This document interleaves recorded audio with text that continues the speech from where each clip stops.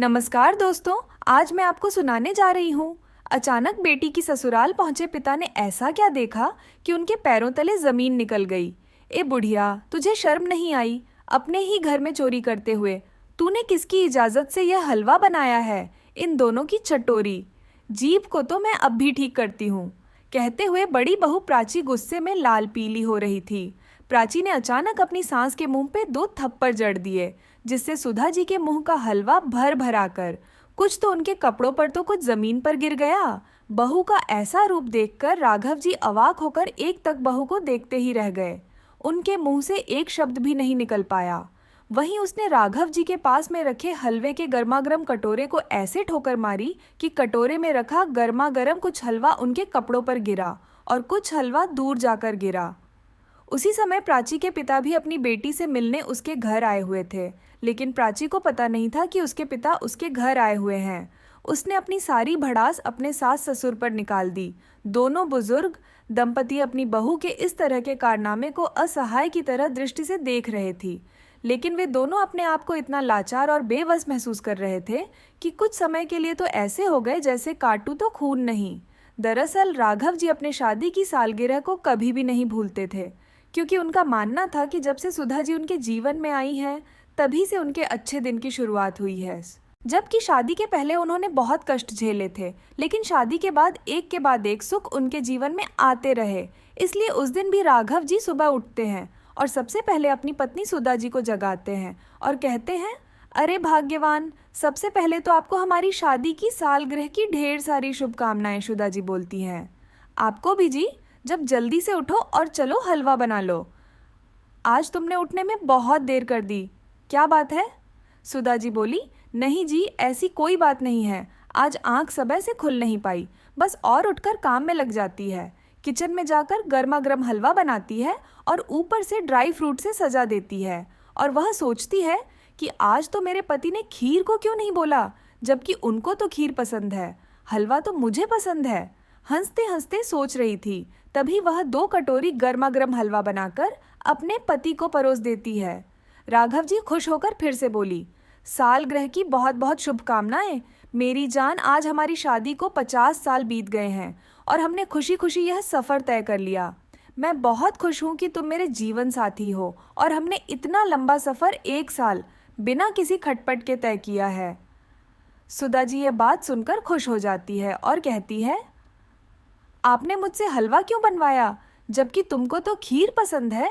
राघव जी बोले, अगर मैं ना बनवा आता तो तुम अपने ना बनाती, इसलिए मैंने सोचा चलो शादी की सालगिरह है तो सुबह सुबह मीठा करके शुरुआत किया जाए।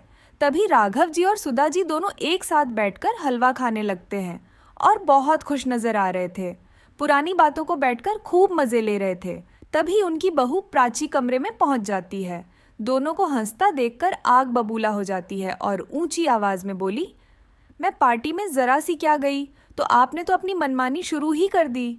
कब्र में जाने की उम्र आ गई है और आप पार्टी कर रहे हैं, हंस रहे हैं, इस उम्र में भी रोमांस फरमा रहे हैं।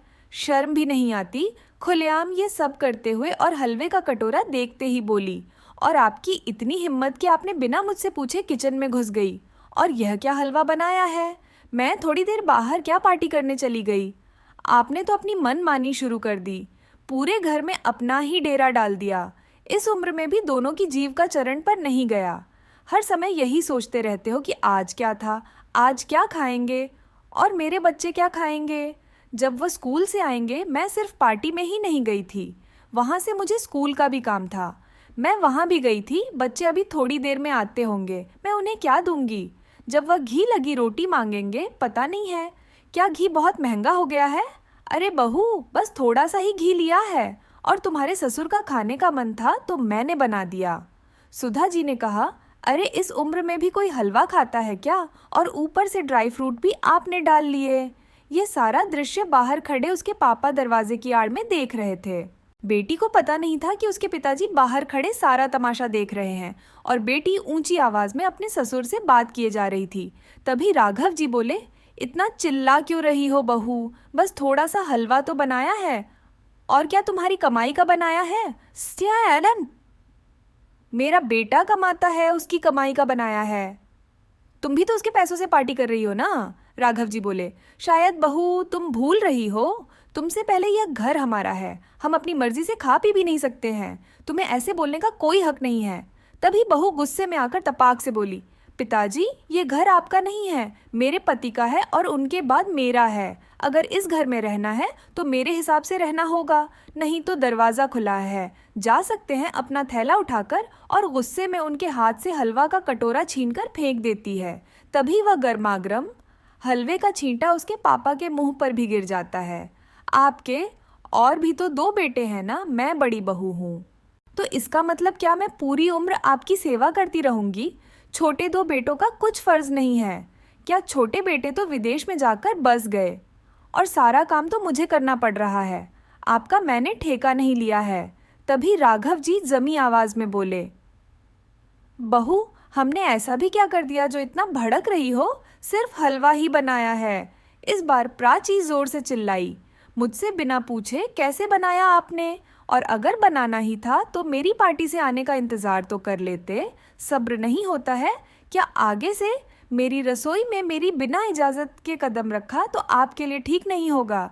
इस घर की मैं मालकिन हूँ और आपका बेटा मेरा पति है, और मैं उसकी पत्नी और पति की हर चीज़ पर हक होता है कि उसकी पत्नी का ना कि तुम जैसे बुढ़े बुढ़िया का, और मैं जैसा कहूँगी तुम लोगों को वैसा ही करना होगा। ये कहकर प्राची अपने कमरे में चली गई और राघव जी की आंखें भर आईं। वह अपने भाग्य को कोसने लगे। सुधा जी और राघव जी के 3 बेटे थे। उनके घर की आर्थिक स्थिति ठीक नहीं थी, फिर भी दूसरों के मुकाबले उन्होंने अपने तीनों बेटों को इंग्लिश मीडियम स्कूल में पढ़ाया। दोनों छोटे बेटे डॉक्टर बन गए और बड़ा बेटा मोहित आर्मी में भर्ती हो गया। दोनों दंपति अपने बच्चों की तरक्की देखकर काफ़ी खुश थे। उन्होंने अपना पूरा जीवन अपने बच्चों पर खर्च कर दिया। तीनों ही बेटों ने प्रेम विवाह किया था। दोनों छोटे बेटे अपनी पत्नी को लेकर विदेश चले गए और वहीं डॉक्टरी करने लगे, जबकि बड़ा बेटा माँ बाप से अत्यधिक प्रेम करता था, जबकि उनके छोटे बेटे को इतनी परवाह नहीं थी। इसी बात की खुन्नस प्राची अपने सास ससुर पर निकालती थी, अपने सास ससुर को तंग करती थी। राघव जी आज रो रहे थे और खुद को कोस रहे थे कि उन्होंने अपने बुढ़ापे के लिए कुछ बचाकर नहीं रखा। क्यों उन्होंने अपने 2 बेटों की डॉक्टरी की पढ़ाई के लिए अपना घर तक बेच दिया है, और आज ये हालत हो गई कि बेटे बहू के टुकड़ों पर पलना पड़ रहा है। दोनों बुढ़े बुढ़िया ये सब बातें सोच ही रहे थी कि प्राची अपने कमरे से निकलकर आती है और बड़े ही झटके से चिल्लाते हुए कहती है कि अब गपशप मत करते रहिए, यह जो हलवा गिरा है और सारा फर्श खराब हो गया है उसको तुरंत साफ कीजिए। प्राची के चिल्लाने की आवाज़ सुनकर दोनों दंपति की आंखों में आंसू आ गए और सुधा जी ने आंखों में आंसू भरकर ही फर्श को साफ किया, पोछा लगाया और अपने कमरे में जाकर आंसुओं की धारा बहाने लगी। और इधर बाहर दरवाजे की आड़ में खड़े उसके पापा ये सब देखकर उनकी गर्दन शर्म से झुक गई और वह प्राची से मिलने उसके घर ना जाकर वापस अपने घर लौट आए और आकर हॉल में बैठ गए। तभी उनकी दोनों बहुएं आई, उनके लिए खाना लाई, और कुछ समय बाद जब वह पानी लेकर आती है तो देखती है खाना ऐसे ही पड़ा हुआ है। पिताजी एकटक होकर बस एक जगह देख रहे थे। उनके मुंह से कुछ आवाज़ नहीं निकल रही थी। दोनों बहुएं कहती हैं, क्या हुआ पिताजी, क्या हुआ है? आप तो दीदी से मिलने गए थे ना, कुछ हुआ है? आपने खाना क्यों नहीं खाया? खाना ठंडा हो गया है।